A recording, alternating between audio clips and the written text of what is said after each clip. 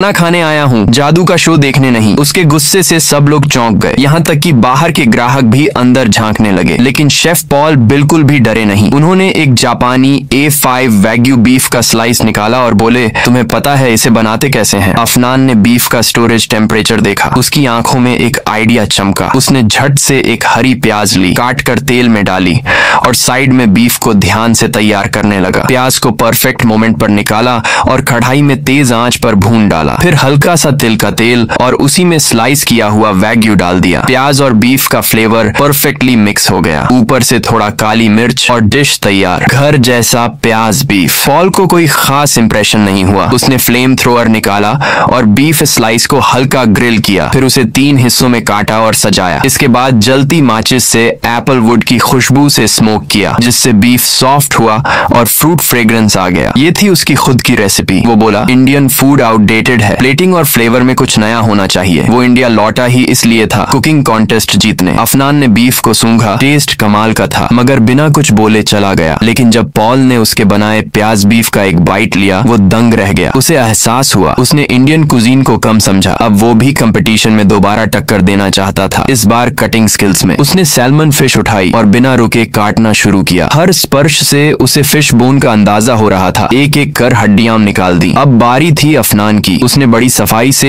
एक ही दिशा में कटिंग की, फिर दूसरी दिशा में, और फिर आखिरी कट से स्किन और फ्लेश को पूरी तरह अलग कर दिया। बराबर साइज के परफेक्ट क्यूब्स बने। काटने में दोनों बराबरी पर थे। अफनान एक छोटा सा देसी रेस्टोरेंट चलाता था। उसकी 3 मसाले चिकन और चावल वाली डिश फेमस थी। चिकन काटा, फिर प्याज, अदरक, लहसुन के साथ भुना। एक एक रेशियो में सोया, तिल, तेल और चावल की शराब डाली। सब कुछ मिट्टी के बर्तन में शिफ्ट किया। ऊपर चावल डाले और तुलसी की पत्तियां रखी। फिर बर्तन के किनारे से चावल की शराब डाली और गीले कपड़े से सील कर दिया, ताकि सारा फ्लेवर अंदर ही स्टीम होकर मिक्स हो जाए। उसकी छोटी सी दुकान में रोज कस्टमर्स की लाइन लगती थी। लेकिन एक दिन सामने खुला एक बड़ा सा 5 स्टार वेस्टर्न रेस्टोरेंट, जिसका शेफ था मिशेलिन 3 स्टार पॉल। इंटरव्यू में उसने कहा, इंडियन फूड में क्रिएटिविटी नहीं है, फ्रेंच फूड ज्यादा रिफाइंड होता है। लोगों ने इस पर विरोध जताया और अफनान से कहा कि वो कुकिंग कॉन्टेस्ट में पॉल को हराए। अफनान ने एक बतख उठाई, हाथ से उसकी हड्डियां तोड़ी, अंदर हाई फ्लेवर स्टॉक और हिमालयन हर्ब्स भरे। फिर उसे कमल के पत्तों में लपेटा और मोटा सा नमक चढ़ा दिया। उस नमक को गर्म तवे में गर्म किया और बतख को अंदर दबा दिया। स्लो रोस्टिंग में बनकर तैयार हुई salt baked herbal duck. Cut करते ही जूसेस और अरोमा चारों तरफ फैल गए। पॉल की डिश थी फ्रेंच कैरामेल फोएग्रा। पहले फोएग्रा को फॉइल में लपेटा, फिर गर्म पानी से स्टीम किया, माइक्रोवेव में 2 मिनट, फिर तुरंत आइस बाथ में रखा। इसके बाद फ्लेम से हल्का सिझाया और हीटेड नाइफ से काटा। प्लेट में पाइनएप्पल बेस, ऊपर से कैरामेल शीट और क्रैनबेरी मूस। प्रेजेंटेशन टॉप नॉच था। जज ने चखते ही हाई रेटिंग दे दी। दोनों ने बेस्ट परफॉर्मेंस दी, लेकिन नंबर बराबर थे। फैसला पॉल के फेवर में गया, क्योंकि उसकी प्लेटिंग ज्यादा रिफाइंड थी। पॉल को इंटरनेशनल कुकिंग चैंपियनशिप का टिकट मिल गया। अफनान हार से निराश होकर आर्केड चला गया। वहाँ उसके गुरु ने उसे एक कहानी सुनाई। 2 छोटे साधु भूखे थे और खुद के उगाए गेहूं से बना हुआ स्टीम्ड ब्रेड खा रहे थे। गुरु ने सिर्फ एक बाइट में उसकी कमियां गिना दी, लेकिन वो साधु बोले, ये सबसे अच्छा खाना है क्योंकि हमने खुद बनाया है। अफनान समझ गया, मेहनत और दिल से बना खाना सबसे अच्छा होता है। घर लौटते वक्त उसे पॉल शराब में डूबा मिला, क्योंकि पता चला उसका जीता हुआ टाइटल एक्चुअली खरीदा गया था। उसके मालिक ने जज को पैसे दिए थे। उसकी गर्लफ्रेंड